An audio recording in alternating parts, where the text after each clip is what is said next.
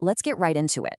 What you're about to hear isn't just some casual advice or a few small life hacks. No, we're talking about a fundamental shift in how you operate, how you think, how you act, and ultimately how you command your own future. We are diving deep into the power of assumption. I mean it. Just pause for a second and really think about that question. Not just for the good stuff, but for everything. The setbacks, the delays, all those moments where it feels like nothing is going your way. What if you started living right now as if the final outcome was already guaranteed? As if that door you're trying to kick down is already wide open and all you have to do is just walk through? And this is the core of how it all works. See, your life doesn't just happen to you. It actually bends to what you assume will happen. It has nothing to do with fate. It's all about focus. Whatever your dominant thoughts are, they literally start pulling circumstances into alignment because they decide how you act, how long you persist, and when you give up. Your expectation becomes the blueprint for your reality. And let's be crystal clear, this is not wishful thinking. It's a strategy. It's mental engineering. It's the tool the greatest minds have always used to push right through failure and fear. It's making a conscious decision to believe in the outcome before you ever see a shred of evidence. I mean, think about the people who built the world we live in today. They didn't just hope things would work out, they decided they would. Henry Ford was building massive factories for a car most people had never even seen.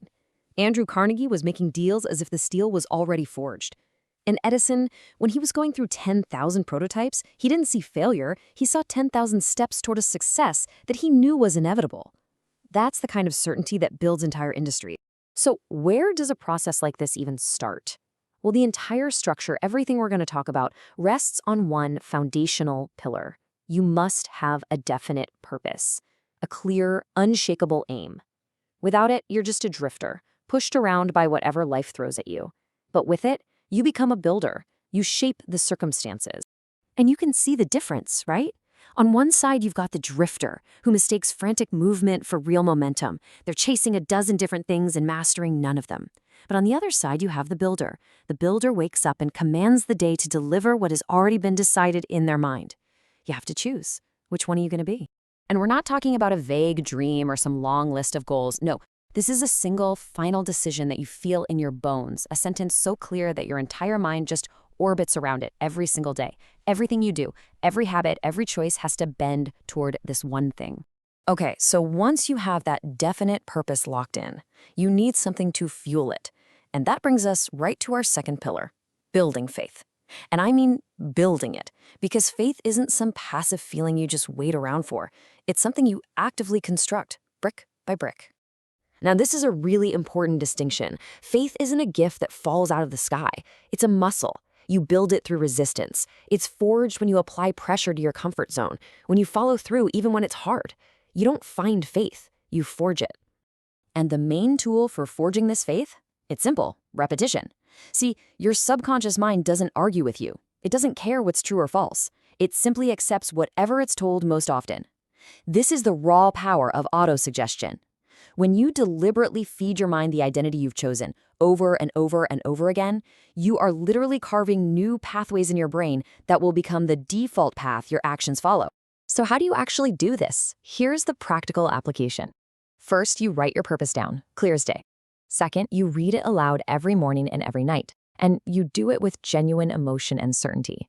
Third, you visualize the outcome as if it's already a memory.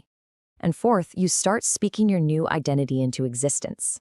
You say, I am disciplined. I act with purpose. Not as a wish, but as a statement of fact. This isn't theory, people. This is mental training. All right, that brings us to the third pillar. And this one is maybe the most decisive of them all. There comes a moment where you have to make a decision that is so final that there is no path left for you to retreat. This is what it means to burn the bridges behind you. You have to strategically eliminate every single fallback plan, every quiet little excuse, every whisper in the back of your head that says, hey, if this doesn't work out, I can always go back to the way things were. No, you can't. Think about it. You cannot serve two different identities. You can't be building a new life while you're desperately clinging to the comfort of your old one. The person you used to be and the person you are becoming simply cannot coexist in the same space. One of them has to go. When you eliminate the option to quit, you activate a part of your mind that must win because it has no other choice. Suddenly, you don't need motivation anymore. You just move because the bridge is gone and the only direction left is forward. Look, this kind of transformation isn't about playing it safe. It's about that decisive moment when you finally stop keeping souvenirs from your past self, when you delete the contacts that drain your energy, when you dismantle those old comforts you used to run back to. That is the point where greatness truly begins. And now for the accelerator. Because while your discipline is forged in solitude, your acceleration is born in alignment. And this is the final piece of the framework, the mastermind effect. A mastermind is not just a social club or a networking group. It's a strategic convergence of energy. It's about surrounding yourself with people who move with the same fire you do, people who can help you collapse timelines and multiply your focus. Andrew Carnegie actually attributed his entire fortune to this one single principle. You have to be absolutely strategic about this. If someone in your circle doesn't feed your vision, they bleed it.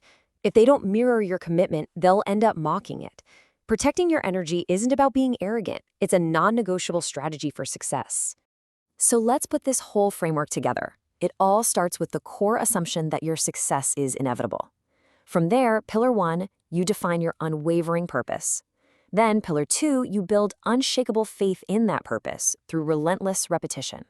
With Pillar 3, you commit completely by burning the bridges to your past self. And finally, you hit the accelerator by aligning with a mastermind to sharpen you and propel you forward. It's a full system. So this is it. This is the point of no return. You've closed the back door, you've removed all the exits. The only possible direction is forward. That person you used to be has nowhere left to hide. So the only question left is, who will you become?